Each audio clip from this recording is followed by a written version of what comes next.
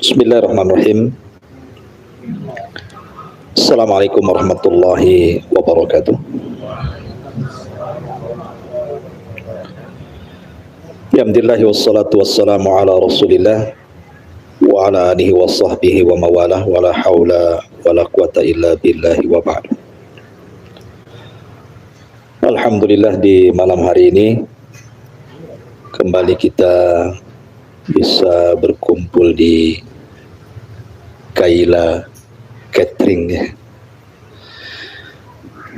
Salawat iring salam kita hadiahkan kepada Rasul kita Nabi besar Muhammad sallallahu alaihi wasallam. Pembahasan di malam hari ini kita akan membahas 5 kelompok yang tidak akan mendapatkan syafaat pada hari kiamat. Siapa 5 kelompok ini? Karena 5 kelompok ini dari umat Rasul, bukan orang kafir. Padahal kalau kita cerita syafaat, kita sering mendengar terkadang moderator ketika membaca sholawat, maka sering mengatakan mudah-mudahan dengan sholawat ini kita mendapatkan syafaat. Sering kita mendengar kalimat itu. Karena memang pada hari kiamat itu kita tidak akan selamat kecuali karena syafaat. Artinya perkara syafaat ini perkara besar karena menentukan keselamatan orang di akhirat. Masuk surgakah dia atau masuk neraka ditentukan dengan syafaat. Makanya penting mempelajari syafaat itu. Sebelum saya sebutkan siapa 5 kelompok dari umat Islam yang tidak akan mendapatkan syafaat pada hari kiamat, saya akan mengulas kembali tentang apa itu syafaat, walaupun sering saya jelaskan. Syafaat itu artinya seseorang meminta kepada orang lain agar orang lain itu meminta kepada Allah agar kita diselamatkan. Lah, syafaat itu ada beberapa macam.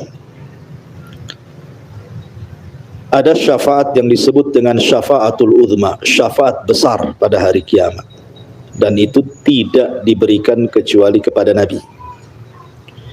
Semua para Nabi tidak bisa memberikan syafaat. Apa alasannya? Nanti saya sebutkan. Tetapi apakah hanya para Nabi saja yang memberikan syafaat? Tidak. Allah juga memberikan syafaat, malaikat juga memberikan syafaat, para syuhada juga memberikan syafaat, anak juga bisa memberikan syafaat kepada orang tuanya atau sebaliknya. Bahkan teman-teman yang baik juga bisa memberikan syafaat. Dan syafaat itu macam-macam jenisnya. Kita mulai dari syafaatul uzma dulu. Jadi pada hari kiamat kita tahu bahwa seluruh para nabi itu diberikan doa yang mustajab. Semua nabi Allah berikan doa yang mustajab. Kalau nabi berdoa pasti dikabulkan. Dan semua nabi sudah meminta doa di dunia dan Allah kabulkan, kecuali Rasulullah. Rasul sengaja tidak meminta doa untuk disimpan doa ini pada hari kiamat sebagai syafaat bagi umatnya. Jadi dalam sebuah hadis yang dikeluarkan Imam Ahmad, ada seorang sahabat bertanya kepada Rasul, "Rasul, kenapa engkau tidak minta kepada Allah Subhanahu wa taala kekuasaan seperti yang pernah Allah anugerahkan kepada Nabi Allah Sulaiman?" Dan ingat, Nabi Allah Sulaiman itu satu di antara 4 raja yang menguasai dunia. Kalau Fir'aun Mesir saja, tapi Sulaiman ini satu dunia dikuasai. 2 mukmin dan 2 kafir. Yang mukmin Nabi Allah Sulaiman yang paling besar kekuasaannya, kemudian Raja Dzulqarnain yang disebutkan dalam surah Al-Kahfi. Kemudian yang kafir 2, Raja Namrud di masa Nabi Allah Ibrahim. Kemudian yang kedua, Bukhtun Nasr yang menghancurkan Palestina sehancur-hancurnya dan membantai orang-orang Yahudi. Lah Rasul ditanya, Rasul, kenapa engkau tidak minta kekuasaan seperti Nabi Sulaiman? Karena Sulaiman itu kan ditundukkan angin, ditundukkan jin, ditundukkan binatang, semua ditundukkan kepada dia kan. Rasul hanya tersenyum saja. Kemudian Rasul mengatakan, sesungguhnya Allah telah memberikan kepadaku yang jauh lebih besar dibandingkan yang Allah anugerahkan kepada Nabi Allah Sulaiman. Kemudian Rasul mengatakan, setiap Nabi memiliki doa yang mustajab, dan semua Nabi sudah memberikan doa di dunia. Ada yang meminta dunia seperti Sulaiman, Allah berikan. Ada yang meminta kehancuran kepada kaumnya seperti Nuh, minta dihancurkan semua yang kufur. Dan dia mengatakan, Rabbi la tadhar alal ardi minal kafirina dayyar. Ya Allah, jangan kau sisakan satu jiwa orang kafir, kau binasakan semuanya. Dan Allah kabulkan. Kecuali aku, kata Rasul, aku simpan doaku untuk hari kiamat sebagai syafaat bagi umatku. Itulah bentuk kasih sayang Rasul kepada kita. Bersyukur kita punya Nabi SAW.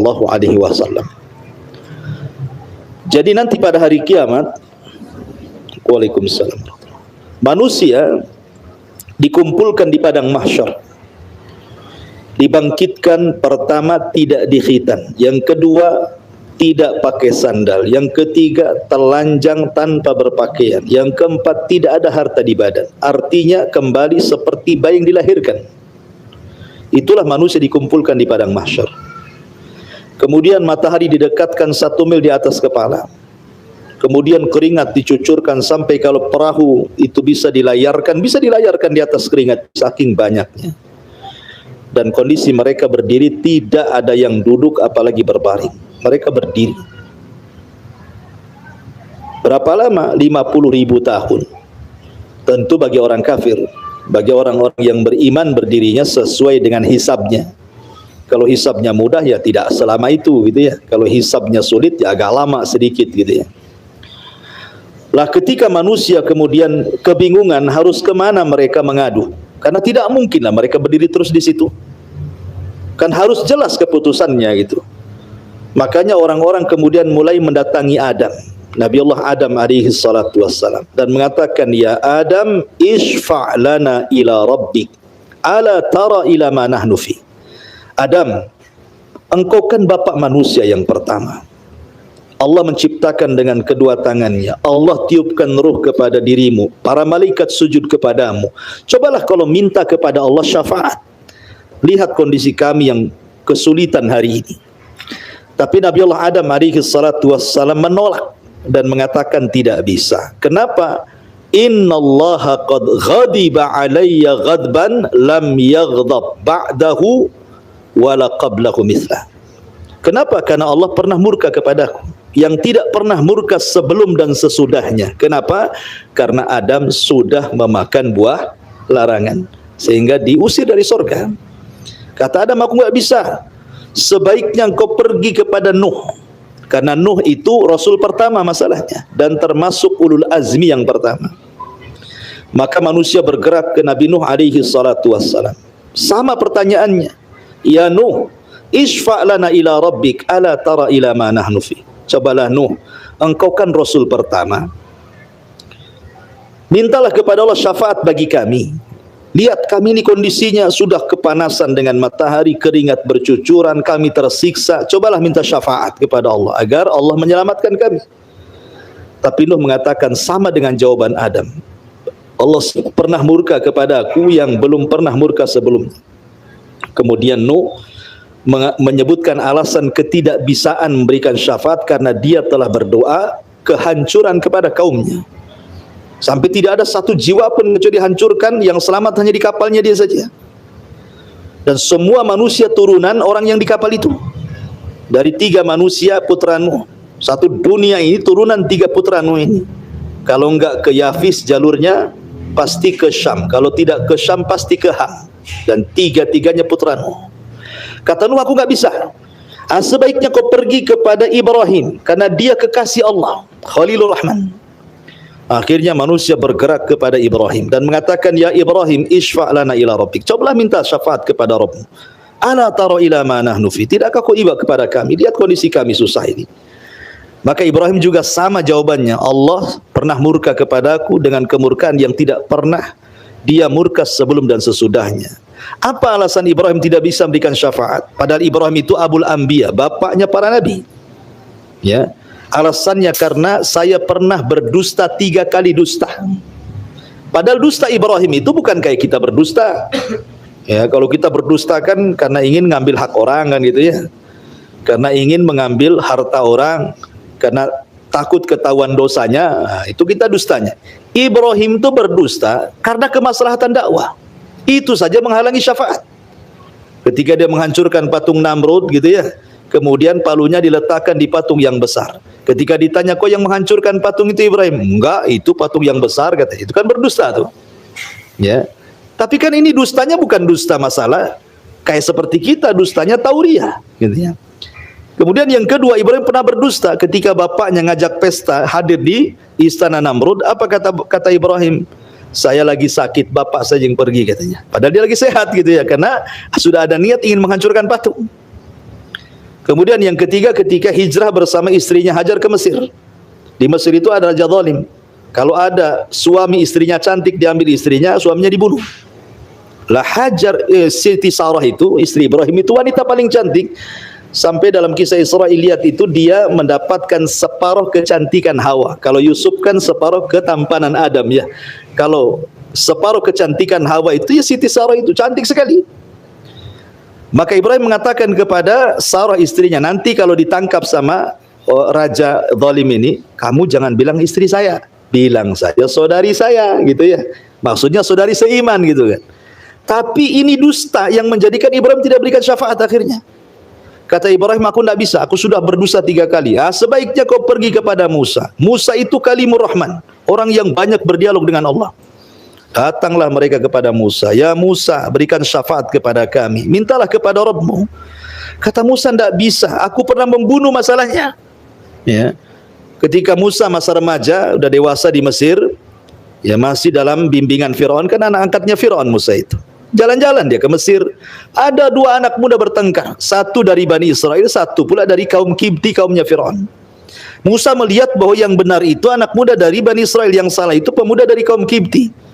Ketika anak muda Bani Israel minta bantuan kepada Musa, Musa pun akhirnya memberikan bantuan. Ketika anak muda dari kaum Kibti mau memukul Musa, ditangkis sama Musa. Tangkisannya membuat dia mati gitu. Bayangkan. Ditangkis gitu saja, kemudian dia terguling mati. Oh, kuatnya Nabi Musa itu. Belum mukul tuh padahal ya. Gimana kalau mukul gitu, ditangkis saja dia mati dia. Kuat Nabi Musa. Aku sudah bunuh orang, tidak bisa. Sebaiknya kalian pergi kepada Nabi Isa. Isa tidak menyebutkan uzurnya, tetapi Isa mengatakan sebaiknya kalian pergi kepada Nabi Muhammad sallallahu alaihi wasallam. Bergeraklah mereka kepada Rasulullah. Maka ketika mereka mengatakan di hadapan Rasul sallallahu alaihi wasallam, ya Muhammad, anta khatamul anbiya'i wal mursalin. Engkau kan penutup para nabi dan rasul. Isfa' lana ila rabbik. Mintalah syafaat kepada Rabbmu. Ala tara ila ma nahnu fi. Tidaklah kau lihat, tidaklah kau iba melihat kondisi kami, katanya. Kata Rasul, analah. Kan ku coba. Maka Rasul bergerak menghadap Allah, sujud di bawah arsy-Nya. Kemudian Allah Subhanahu wa taala melihat sujud yang lama Rasulullah, sampai akhirnya Allah mengatakan, irfa' ra'saka ya Muhammad, angkat kepalamu wahai Muhammad, kemudian isfa' tu syafa', mintalah syafaat, aku akan berikan kau syafaat. Sejak itulah maka Rasul sallallahu alaihi wasallam diberikan wewenang memberikan syafaat kepada seluruh manusia sejak Adam sampai yang terakhir mati. Itulah yang disebut dengan syafaatul uzma, syafaat besar. Rasul diberikan wewenang memberikan syafaat, dan Rasul mengatakan as'adun nas bi syafaati yaumal qiyamah man qala la ilaha illallah. Orang yang paling bahagia dengan syafaatku pada hari kiamat adalah orang yang mengucapkan kalimat la ilaha illallah, tauhid.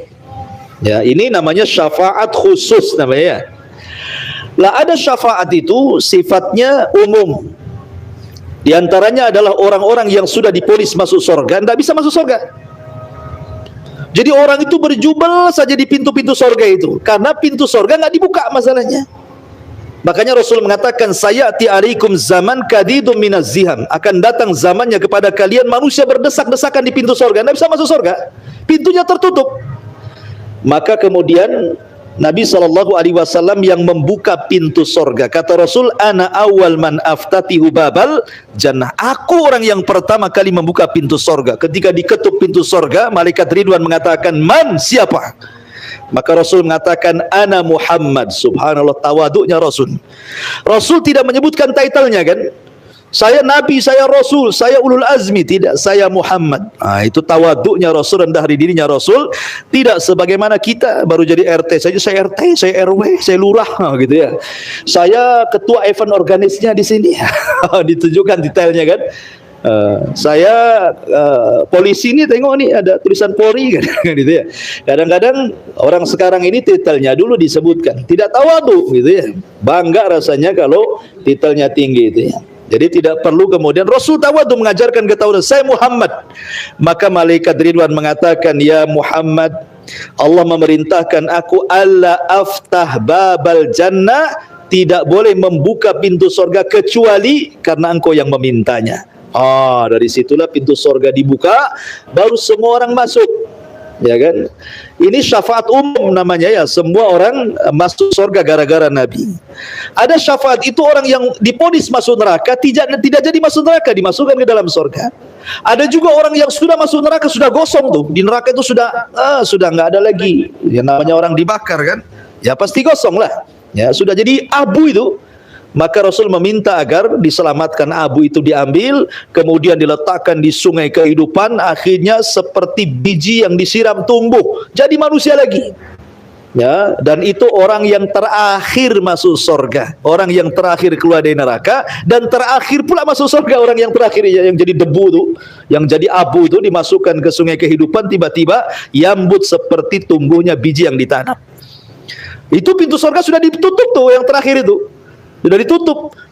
Cuman di antara sungai kehidupan dengan surga itu dia melihat pohon. Pohon itu penuh dengan buah. Di situ ada air, mata air. Namanya di neraka kan, makanannya zakum. Kalaupun minum air neraka, ususnya hancur gitu kan. Jadi dia minta kepada Allah, ya Allah, dekatkan aku ke pohon itu, karena melihat buah-buahan yang ranum kan. Di neraka nggak pernah melihat buah kayak gitu.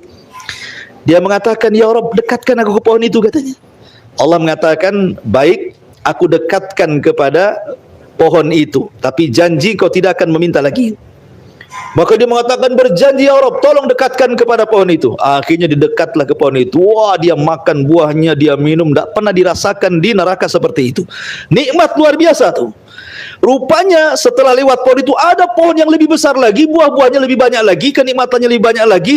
Dia mengatakan, ya Rabb, tolong dekatkan lagi ke pohon itulah. Tadi kan aku sudah janji, kamu tidak meminta lagi. Iya, terakhir ini katanya. Akhirnya didekatkan. Rupanya setelah ke pohon yang kedua itu, dia melihat pintu surga. Diintiplah dari pintu surga itu. Dia mengatakan, ya Rabb, masukkanlah aku ke situ, katanya. Gitu. Lah tadi kau janji tidak akan minta lagi, katanya kan. Maka Allah mengatakan, tamanna ya abdi, sudah gini saja, kau menghayal saja. Kira-kira kalau kau ingin mendapatkan nikmat, seperti apa nikmat yang kau inginkan? Bayangkan saja ketika kau di dunia minta apa? Ingin jadi raja, ingin jadi presiden, ingin punya kekuasaan, ingin sebutkan nikmatmu. Menghayallah hamba ini sampai ujung hayalannya. Maka Allah Subhanahu wa taala memberikan 10 kali lipat dari hayalannya. Dibukakan pintu sorga, dimasukkan ke dalam sorga, seolah-olah dia orang yang pertama masuk sorga, padahal yang terakhir gitu. Karena merasa nikmat gitu kan, seolah-olah dia yang pertama masuk sorga itu. Karena kenikmatan sorga itu menghilangkan keperitan di neraka masalahnya. Sekali celupan di sorga itu hilang keperitan semuanya. Itulah enaknya sorga ya. Masyurul muslimin wal muslimat rahimani wa rahimakumullah. Jadi banyak baca-baca syafaatnya. Tapi yang ingin saya jelaskan di malam hari ini, ada 5 kelompok dari umat Rasul. Mereka tidak dapat syafaat. Artinya kalau tidak dapat syafaat ini kan bahaya. Ya, karena syafaat itu menentukan orang masuk surga dan masuk neraka. Paling tinggi ketika orang tidak mendapatkan syafaat, dia bisa masuk surga itu karena rahmat. Karena kasih sayang Allah saja dia masuk surga itu. Kalau bukan karena kasih sayang Allah, dia tidak akan masuk surga selamanya. Siapa 5 kelompok ini? Yang pertama, kata Nabi SAW, orang yang melakukan kesyirikan. Orang yang melakukan kesyirikan tidak akan mendapatkan syafaat. Allah berfirman, "Fala tanfa'uhum syafa'atus syafi'in." Orang yang melakukan kesyirikan tidak bermanfaat orang yang memberikan syafaat kepadanya. Ingat, jangan melakukan kesyirikan. Syirik itu artinya menyembah kepada selain Allah. Percaya kepada dukun, kepada tangkal gitu ya, kepada kelenik-kelenik. Enggak usahlah percaya pada perkara-perkara tersebut karena bisa mengantarkan kepada kesyirikan. Ya, ini yang pertama. Yang kedua, la'anun, orang tukang laknat. Ya, kan banyak di masyarakat tukang laknat itu ya. Sebagaimana hadis Abi Darda radhiyallahu an. Dia mendengar Nabi SAW bersabda, la yakununa al-la'anuna syufa'a wala syuhada yaumal qiyamah. Tidak akan pernah para pencela, para pelaknat, para pemaki gitu ya, mereka akan mendapatkan syafaat, tidak pula menjadi saksi pada hari kiamat. Oh, di masyarakat ini tukang laknat banyak. Hati-hati, jangan suka laknat. Kan ada orang itu kalau ngomong itu kebun binatang keluar semua kan, dikit-dikit marah, sedikit-sedikit maaf dia mengatakan anjing kau, begitu kan biasanya. Kadang-kadang babi, nggak ada yang mengatakan semut, nggak ada. Rata-rata yang jelek-jelek yang keluar itu ya. Dasar buaya, udah buaya darat lagi katanya. Buaya darat gitu ya. Jadi kadang-kadang orang suka mencela. Ya, kadang-kadang ada orang latah mengucapkan kalimat-kalimat kotor. Padahal sibabul muslim kakatli, mencela seorang muslim itu sama dengan membunuhnya pelan-pelan. Ya, jadi orang suka melaknat, suka mencaci, suka memaki, ya, malah marah boleh, tetapi jangan memaki gitu ya. Jangan kemudian mengucapkan kalimat-kalimat kotor. Lah ini ngeri di masyarakat. Ini biasa kalimat-kalimat makian, cacian, laknatan ini. Ini salah satu kata Rasul, orang ini tidak dapat syafaat pada hari kiamat. Kadang-kadang dia melaknat orang tuanya, lebih parah lagi. Orang tuanya dimaki. Ya, kadang-kadang saudaranya dimaki, kerabatnya dimaki, orang lain sama, pokoknya di masyarakat paling banyak nih para pelaknat, para pencaci, para pemaki ini. Ketahuilah mereka tidak akan dapat syafaat pada hari kiamat. Karena Rasul yang mengatakan la yakununa la'anuna syufa'a wala syuhada yaumal qiyamah. Para pelaknat, para pencaci, para pemaki itu tidak akan dapat syafaat dan tidak akan jadi saksi pada hari kiamat. Padahal umat Rasul itu akan jadi saksi bagi umat-umat sebelumnya. Ya, ini yang kedua. Yang ketiga, orang-orang yang tidak mendapatkan syafaat pada hari kiamat, kata Nabi SAW, pemimpin yang zalim. Dalam sebuah hadis yang dikeluarkan Imam Tabrani dalam Mu'jam Al-Awsat dari hadis Abi Umamah Al-Bahili radhiyallahu an, Nabi mengatakan simfani min ummati lan tanalahuma syafa'ati yaumal qiyamah. Ada 2 kelompok. Berarti ini sudah 1 orang yang melakukan kesyirikan, 2 orang yang suka melaknat, 3 dan 4 di sini disebutkan. Sinfani min ummati. Ada 2 kelompok di antara umatku tidak akan mendapatkan syafaatku pada hari kiamat. Kemudian Rasul menyebutkan 2 kelompok itu. Pertama, imamun zalum, pemimpin yang zalim. Pemimpin tidak mesti presiden, ya. Pemimpin bisa di bawahnya presiden, bisa mungkin ya tingkat provinsi gitu ya, atau tingkat kabupaten, atau tingkat ya desa, Pak Lurah, atau nanti di bawahnya lagi RW, di bawahnya lagi RT, atau mungkin yang paling kecil. Apa itu? Kepala rumah tangga. Itu kan pemimpin juga tuh. Ya. Dan dia zalim. Zalim itu menempatkan sesuatu yang bukan pada tempatnya. Makanya kenapa pemimpin-pemimpin yang adil itu sampai diberikan pahala yang besar. Di antara 7 golongan yang akan mendapatkan naungan di hari yang tidak ada naungan kecuali naungan Allah, salah satunya adalah pemimpin yang adil. Dan kita semua pemimpin dan akan ditanya kepemimpinan kita. Ya, maka pemimpin yang zalim tidak akan dapat syafaat. Kemudian yang nomor 4, wa kullu ghalin marikin, kata Rasul. Setiap orang yang melampaui batas. ya, yang melampaui batas dalam agama, sehingga dengan melampaui batasnya pelan-pelan dia keluar dari agama. Makanya Rasul ketika menceritakan tentang Yahudi dan Nasrani, apa kata Rasul?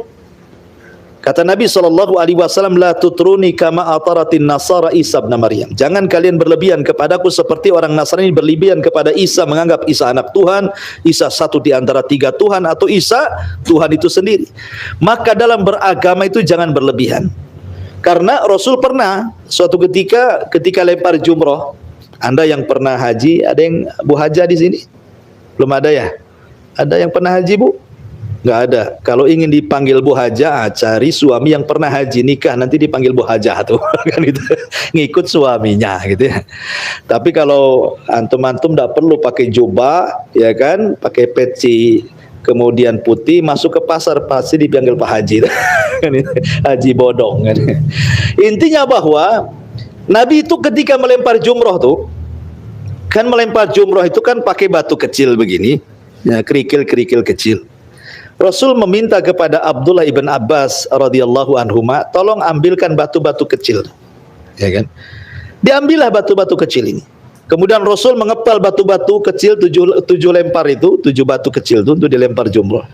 Kata Nabi SAW, hakadha tarmun, seperti inilah kalian harus melempar, kayak batu-batu ini. Ya, kemudian Rasul mengatakan, fa inna ma ahlaka man kana qablakum al-ghulu fiddin, karena hancurnya umat sebelum kalian itu melampau dalam agama. Makanya orang-orang lempar jumroh ini rupanya bukan batu yang dilempar, payung dilempar, sandal dilempar katanya. Karena keyakinan ngelempar setan dari mana? Itu sunnah Nabi. Ya, karena itu keyakinan kita sedang lempar setan, Ustaz. Makanya saya sandal saya lempar. Kadang batu gede kena orang, hancurlah kepala orang kan gitu. Kecil-kecil saja ngelempar jumroh itu. Karena hancurnya umat sebelum kalian melampau dalam agama. Ya, sederhana saja dalam beragama itu. Yang penting sesuai dengan Al-Quran dan Sunnah Rasul Sallallahu Alaihi Wasallam. Ini yang keempat. Ya. Kemudian yang kelima, kata Nabi Sallallahu Alaihi Wasallam, orang yang mengingkari syafaat itu sendiri. Kata Nabi Sallallahu Alaihi Wasallam dalam sebuah hadis, man kadzdzaba bisyafa'ati falaysa lahu fiha nasibun. Orang yang mendustakan syafaat justru tidak akan dapat syafaat. Jangan dustakan syafaat. Syafaat itu tetap, hadisnya jelas, mutawatir, ya kan? Maka orang yang mendustakan syafaat tidak akan dapat syafaat. Saya tambah yang nomor 6, orang yang ketika di dunia mereka tidak pernah beragama seperti yang diajarkan Nabi Shallallahu Alaihi Wasallam. Jadi nanti pada hari kiamat, setiap manusia itu, setiap para nabi itu punya telaga. Ya, bukan telaga kayak duri angkang gini.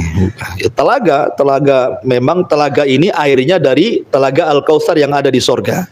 Ya, jadi telaga yang paling besar itu telaga Rasulullah. Lah, orang yang pertama minum adalah penduduk Yaman dari kalangan orang-orang Ansar, kemudian Muhajirin, kemudian setelahnya orang-orang yang meminum. Kenapa penting minum dari telaga itu? Karena kalau kita bisa dan mendapatkan air minum dari telaga itu, kita tidak akan kepanasan di padang mahsyar. Kita tidak akan kehausan di padang mahsyar. Karena padang mahsyar itu saya katakan dari awal, matahari di atas kepala 1 mil. Kita saja bukan 1 mil, matahari jauh kali ya berada di porosnya. Kalau kita berada di terik matahari saja sudah kehausan luar biasa gitu. Tapi orang yang berhasil minum dari telaga Rasul tidak akan haus selamanya. 1 kali tegukan saja tidak akan haus selamanya. Makanya kita meminta kepada Allah agar kita bisa meminum dari telaga Nabi, ya, supaya kita tidak kehausan di padang mahsyar. Lah ketiga, semua orang sudah pada minum, rupanya ada satu kelompok paling belakang, dia ingin minum, diusir malaikat. Kau jangan minum di sini, pergi, suhkan, pergi kau dari sini. Nabi ini orang yang paling kasihan dengan umatnya, tahu tuh umatnya. Maka Rasul berteriak-teriak, ummati, ashabi, ya Rabb, biarkan mereka minum, mereka umatku. Maka Allah Subhanahu wa taala menjawab, ya Muhammad, innaka la tadri ma ahdatsu ba'daka, innahum baddalu wa ghayyaru. Wahai Muhammad, kau tidak tahu apa yang terjadi sepeninggal dirimu. Mereka sudah merubah-rubah ajaranmu dan mereka sudah merubah-rubah petunjukmu. Mereka orang yang beragama di luar daripada agamamu. Dan sekarang macam-macam kan itu, kita lihat di YouTube itu ada orang salat sambil joget-joget. Apain salat joget-joget? Ya, ada salat di sungai di atas sajadah, pas sujud nyemplung pula. Saya lihat di YouTube itu macam-macam orang salat pakai bahasa Indonesia, ya kan? Jadi itu salat aja kayak gitu. Ya, bahkan saya dengar terakhir orang-orang mana Syiah Iran gitu ya, mengarahkan haji itu bukan ke Baitullah, kemana? Ke Irak, ke Karbala. Oh, hajinya orang Syiah Iran itu kemana? Ke Karbala, tempat meninggalnya Sayyidina Husain di situ.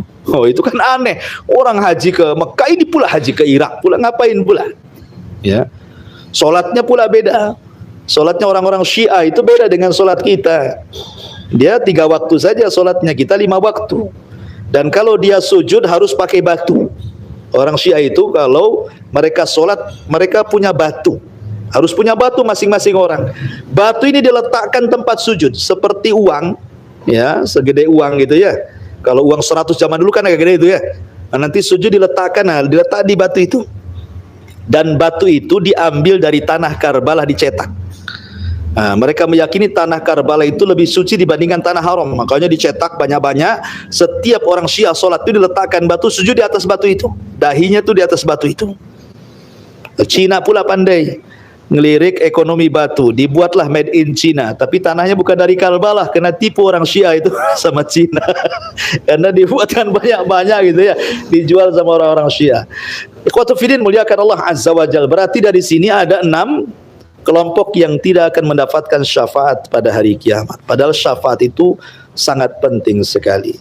Maka mintalah kepada Allah agar kita dapat syafaat gitu, dengan cara mencintai Nabi, berusaha untuk mengerjakan sunnah-sunnah Nabi, dan berusaha untuk meniru Nabi SAW, karena bagaimanapun tidak ada contoh terbaik kecuali Nabi SAW. Ini di antara 6 kelompok yang tidak akan dapat syafaat pada hari kiamat. Taib, kita buat tanya jawab, silakan. Kalau ada yang mau bertanya, ya, kalau enggak apa-apa, langsung tutup, kita pulang kan. Ya. Apalagi nggak ada bosnya kan, ya, lebih cepat lebih baik. Bosnya nggak hadir. Iya.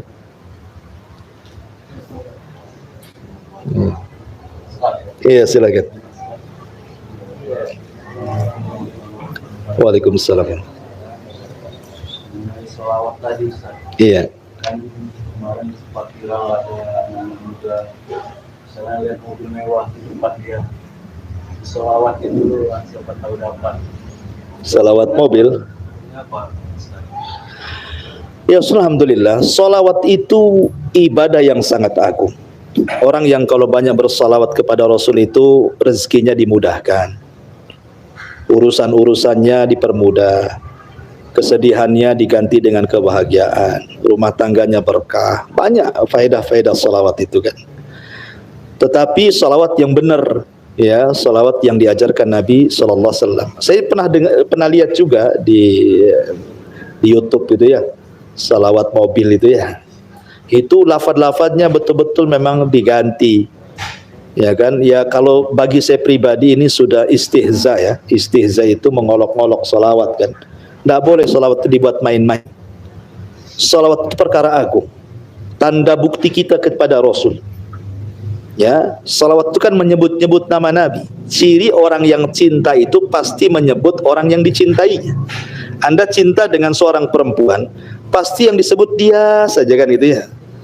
Ya, tiang listrik kayak dia, pohon pisang kayak dia, ingat terus sama dia kan itu. Orang cinta namanya kan. Ke bawah-bawah mimpi, dia aja mimpinya, namanya orang cinta. Ya, karena orang cinta kan menyebut-nyebut yang dicintainya. Yang agak mirip-mirip wajahnya kok kayak dia, padahal orang gitu. Itu orang cinta itu ya.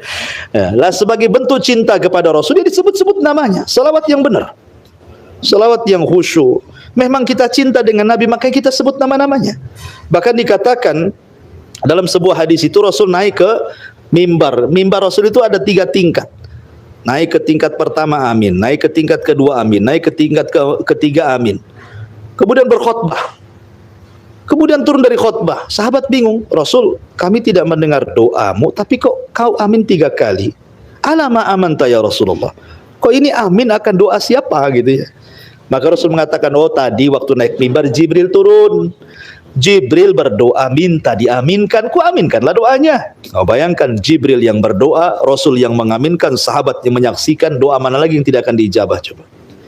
Lah salah satu doanya, ragima anfun rajulin dzukirta alayya falam tusalli. Engkau disebut tetapi dia tidak mau bersalawat kepada engkau. Artinya bahwa doa malaikat Jibril aja memberikan kecelakaan bagi orang yang disebut nama Rasul dan tidak bersalawat, begitu ya. Salawat itu penting. Ya, tapi kalau dibuat main-main seperti ini dikhawatirkan masuk pada istihza, mengolok-olok Nabi. Ya, mengolok-olok Nabi. Cukuplah bersalawat kepada Rasul. Tidak perlu mobilnya perlu ditongkrongi. Ngapain pula mobilnya ditongkrongi? Gitu ya. Kalau memang Allah takdirkan dapat mobil, nanti dapat mobil. Ya, insya Allah dapat mobil. Ya, kalau kita memang ditakdirkan, memang di Lauhil Mahfuz sudah ditakdirkan Anda dapat Fortuner, nanti dikasih itu Fortuner itu. Ya, asal banyak berdoa, berusaha, karena kekayaan kita sudah ditulis Lauhil Mahfuz. Insya Allah ya, kalau kita diinginkan. Tetapi kalaupun Allah tidak takdirkan kita tidak diberikan kekayaan seperti orang lain, ketahuilah bahwa terkadang Allah tidak membuat kita kaya itu karena sebuah hikmah. Karena ada orang yang kalau diberikan kekayaan makin kufur. Awalnya rajin ngaji kayak gini ya, kalau masih jadi karyawan mau ngaji itu. Nanti mulai jadi bos, buka catering sendiri, kan itu ya. Mulai itu tak ngaji itu, main cabang, ada lupa ngaji. Yang di otaknya duit gitu, kayak burung itu apa? Duit gitu, ada tuh ada burung tuh suaranya duit terus tuh. Jadi kalau yang seperti ini kan kadang seperti itu. Sama dengan orang kaya. Ada orang kaya kalau dimiskinkan makin kufur dia. Makanya sengaja dikayakan. Jadi semua ada hikmah tuh. Ya, ada hikmah. Jadi kita kaya, kita miskin itu sudah ditulis Lauhil Mahfuz 500 tahun sebelum Allah menciptakan langit dan bumi. Lalu apa kita sedihnya? Oh, sudah ditulis kok, kan gitu. Ya, maka tawakal. Kalau orang percaya takdir itu nggak akan sedih. Biasanya yang sedih itu orang yang tidak beriman dengan takdir. Nah, itu sedih terus tuh. Kayaknya disesali aja nasib dia itu. Kenapa tidak seperti dia? Kenapa susah itu aku saja dia nggak susah? Itu kan bahasanya kan. Itu kan nggak yakin dengan takdir. Ya, terkadang Allah itu kan kalau menguji kita itu dalam rangka mengangkat derajat kita. Karena begini ya, sering dulu saya katakan bahwa Allah memberikan nikmat kepada kita itu dengan adil. Allah memberikan nikmat itu seadil-adilnya, subhanallah. Kenapa orang kaya diberikan kekayaan, kenapa orang miskin dimiskinkan? Karena nikmatnya berbeda. Coba orang miskin itu, saya contohkan dulu kan, coba kasih 100 makanan, 100 lauk pauk, dihabiskan sama dia. Gak peduli. Lezat rasanya, dijilatin piringnya. Ada orang kaya, dikasih itu 100 macam lauk pauk dengan nasinya, yang diambil kentang goreng. Ya kan? Ngambil daging ini kolesterol nggak jadi. Ya. Ngambil rendang ini nggak jadi, darah tinggi. Nah, ini dia. Ngambil ini nggak jadi stroke. Akhirnya ujung-ujungnya apa? Kentang goreng. Itu orang kaya itu makan kentang. Coba diberikan kepada orang miskin tuh semua lauk tuh habis tuh. Bukan hitungan jam, hitungan detik. Langsung habis kan. Kan nikmat tuh kan. Nikmat tuh gimana nggak nikmat? Kenapa orang miskin diberikan nikmat seperti itu? Karena orang miskin itu tidak pernah medical check up. Gak ada duit kan gitu. Kalau dia medical check up kolesterolnya tinggi kan, dimakannya sama dia. Itulah adilnya Allah di sini. Ada orang kaya sanggup membeli makanan tapi tidak dimakan. Ada orang miskin gak sanggup beri makan, kalau kasih makan dimakan semua. Adilnya luar biasa. Ada orang kaya itu rumahnya bagus, kasurnya empuk. Satu rumah itu AC-nya semua. Ya, dibuat 16. Masuk rumah kayak masuk kutub. Nggak bisa tidur. Ada orang kaya tidur harus minum pil dulu baru tidur. Coba orang miskin, walaupun nyewa di pinggir sungai, nggak pakai dak, pakai seng, bolong-bolong, kadang dia bisa tidur ngoroknya 1 mil dia kedengaran. Ya kan? Itu loh nikmat di situ. Nikmat luar biasa. Apa lagi coba? Fabi ayyi ala'i rabbikuma tukadziban. Nikmat mana lagi yang akan kau dustakan coba? Ini udah nikmat. Jadi Allah itu sudah bagi-bagi nikmat itu sedemikian rupa, seadil mungkin. Kita aja nggak sadar. Dikiranya orang kaya senang, orang kaya pun mandang orang miskin senang. Enak kali dia, rumah tangganya adem ayam, anaknya luar biasa, istri saya kurang ajar, suami saya begini, anak saya narkoba, macam-macam. Dikiranya orang kaya nggak banyak masalah. Banyak masalah. Mereka lebih masalah lagi di antara kita. Ya. Jadi Allah sudah memberikan nikmat itu berbagai macam, tapi dengan keadilan. Itu harus disyukuri. Jadi kembali ke salawat itu, ya sebaiknya janganlah ditiru salawat kayak gitu. Takutnya istihza. Istihza itu mengolok-olok Nabi. Karena tidak beradab juga salawat seperti itu. Ya, wallahu a'lam.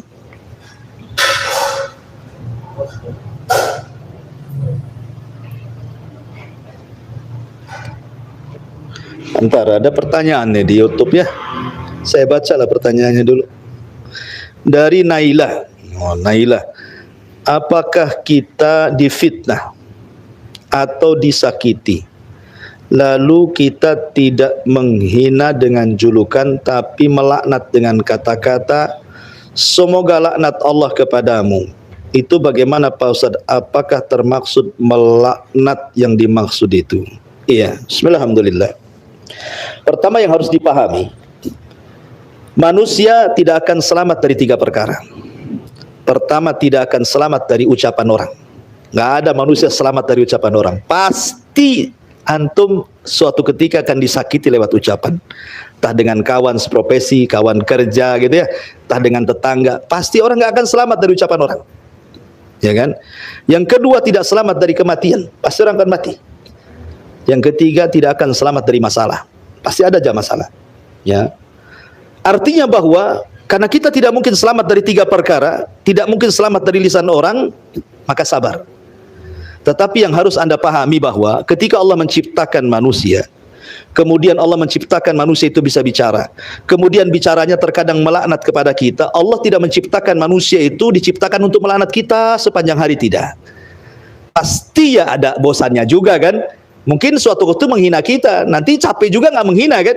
Artinya kita yakini ketika Allah menciptakan manusia berbicara, dia tidak diciptakan untuk melaknat kita, tidak. Ya mungkin sekali-kali gitu ya. Nanti kalau kita diami, capek juga dia. Biarkan saja. Nanti lama-lama sariawan dia. Biarkan saja. Kan itu. Nah, jadi itu yang kedua. Yang ketiga yang harus dipahami, bahwa ada orang-orang itu yang disifatkan oleh Allah. Dalam surah Luqman Allah mengatakan, inna angkarul aswat la sautul hamir. Seburuk-buruk suara itu suara keledai, kata Allah dalam surah Luqman. Artinya apa? Siapa yang menciptakan keledai? Allah. Siapa yang menciptakan suara keledai? Allah. Siapa yang mengatakan seburuk-buruk suara keledai? Allah juga. Jadi ada orang yang menciptakan manusia bisa bicara, tapi mulutnya kotor seperti keledai. Jadi anggap saja kalau orang seperti itu dianggap keledai sajalah kan ya. Bu ya, kalau ibu dihina orang, itu kayak keledai di Quran, kan selesai jadinya kan. Jadi anggap saja Allah menciptakan keledai, memang orang kayak gitu tuh, seburuk-buruk suara keledai. Ya. Jadi ada orang-orang diciptakan seperti keledai, hanya ngomongnya buruk saja, nggak ada baiknya. Kemudian yang keempat, harus cari solusi. Kalau kita difitnah, dihina, jangan memfitnah balik dan menghina balik. Kalaupun kita harus memfitnah dan menghina, maka cukup seperti dia menghina kita. Makanya Allah mengatakan jazaa'us sayyi'ah sayyi'atu mithluha. Balasan kepada orang yang melakukan keburukan kepada kita, kita balas dengan keburukan yang sama, jangan lebih. Kalau dia mengatakan anjing kau, kita katakan anjing juga kamu. Cukup sampai di situ. Kalau mengatakan babi kau juga babi. Gitu loh. Jangan pula ditambah, anjing kau dasar babi, kau buaya kau ini. Jangan pula ditambah. Ini dia satu binatang, kita pula sebut dosa, satu kebun binatang keluar. Tidak boleh, ya. Jadi kalau hendak mengutuk orang, sesuaikan dengan kutukannya. Ya, kalau dia menyebutkan satu kata, kita balik dengan satu kata. Itu yang dibolehkan. Supaya jangan berdusta kan. Nanti berdosa kita kalau menambah. Karena balasan keburukan itu dibalas dengan keburukan yang sama, nggak boleh lebih. Ya, tapi sebaik-baiknya adalah diamkan saja. Ya, diamkan saja. 3 perkara yang harus kita hadapi kalau ada orang yang memfitnah kita. 1, jangan pedulikan dia. Yang kedua, anggap tidak kenal walaupun tetangga sebelah. Kenal nggak dengan si Anu? Nggak kenal saya. Walaupun padahal sudah 10 tahun kenal sama dia. Anggap nggak kenal, anggap orang lain. Ya biasa aja, gitu ya. Yang ketiga, tidur saja banyak-banyak biar lupa sama dia. Ya kan? Kalau nggak bisa tidur, minum Panadol apa itu? Pokoknya obat tidur lah. Ya, karena tidur itu nenangkan, lupa. Masalahnya ke bawah mimpi, Ustaz. Ada pula di dalam mimpi. Itu yang jadi masalah ya kan. Ya makanya kada kepikiran lagi ke bawah mimpi jadinya ya.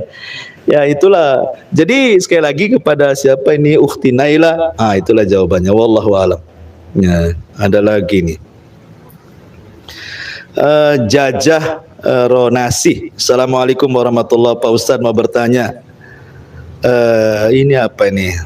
Takdir Allah 500 tahun dialah di Lauhil Mahfud, sama takdir yang di janin bagaimana? Iya, alhamdulillah. Takdir itu ada berbagai macam. Ada takdir umum, itu di Lauhil Mahfud. Ya, takdir semua makhluk Allah di Lauhil Mahfud. Ya. Ada takdir namanya takdir sanawi.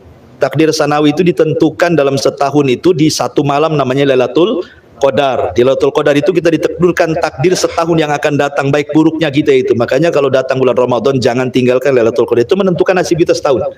Kemudian ada takdir umri. Takdir umri itu ketika kita dalam janin, ketika segumpal mani 40 hari, kemudian setelah itu segumpal darah 40 hari, kemudian segumpal daging 40 hari, 4 bulan jadi semuanya, ditiupkan roh. Di situ diutus malaikat, dicatat rizkinya, dicatat bahagianya, celakanya, amalnya, sul khotimahnya, husnul khotimahnya, semua dicatat. Ya, ada takdir yaumi, takdir harian, di mana Allah itu sibuk setiap hari membuat orang miskin, membuat orang kaya, membuat orang sakit, membuat orang sehat, membuat hujan, membuat tidak. Jadi ada kesibukan Allah setiap hari ada. Jadi takdir itu ada yang sifatnya mutlak gitu ya, di Lauhil Mahfuz semua dicatat. Ada yang sifatnya tahunan, ada yang sifatnya umri, ada yang sifatnya harian. Tapi yang jelas beriman kepada takdir itu penting. Saya katakan dari awal tadi, orang kalau beriman dengan takdir itu tenang. Ya, umpamanya kita sakit, ngapain ngeluh? Sakit kita sudah ditulis 500 tahun ya, di Lauhil Mahfud. Memang harus sakit. Justru ambil hikmahnya dengan sakit itu supaya mungkin boleh jadi Allah sedang sayang. Karena begini ya, ujian itu ditentukan karena perbuatan kita. Kalau kita taat kemudian diuji, berarti Allah sayang sama kita. Tapi kalau kita maksiat kemudian diuji, berarti Allah sedang menegur kita. Gitu ya, itu aja dua. Jadi kalau umpamanya ibu bapak, adik-adik semuanya yang diuji oleh Allah, sakit, susah bekerja, ada masalah di pekerjaan, kena marah, kena ini, kena itu, akhirnya masalah gitu ya. Itu musibah semuanya. Lihat kondisi kita ini. Kalau memang kondisi kita ini orang baik kemudian difitnah, berarti Allah sedang sayang kepada kita. Ketika kita difitnah, kita diuji. Ketika kita selamat dari ujian, berarti kita akan mendapatkan ujian yang lebih berat. Ketika sudah terbiasa teruji, seperti nelayan lah. Nelayan itu tidak akan handal kalau tidak pernah dihempas-hempas gelombang. Tapi kalau sudah biasa kena gelombang, nelayan itu biasa saja. Kita kalau nggak pernah diuji gitu ya, bagaimana akan mendapatkan ujian yang lebih besar dari itu? Orang yang sering diuji itu makin sabar, makin tenang. Alah biasa, saya sudah pernah mengalami ini, kan gitu ya. Jadi tenang hidupnya, nggak akan mudah goyah gitu ya. Jadi itu diantara takdir. Ada takdir dicatat oleh para malaikat, dan itu takdir yang bisa berubah. Ya, dicatat malaikat, di tangan malaikat itu bisa berubah itu takdir itu dengan cara berdoa. Kalau umpamanya Allah takdirkan umur kita 50 tahun bisa ditambah. Kalau kita memang ditakdirkan miskin bisa kaya. Dengan cara berdoa, berusaha. Wallahu a'lam. Saya kira cukup. Ada? Nggak ada? Taib. Subhanakallah bihamdika asyhadu an la ilaha illa anta astaghfiruka wa atubu ilaik. Allahu ta'ala. Assalamualaikum warahmatullahi wabarakatuh.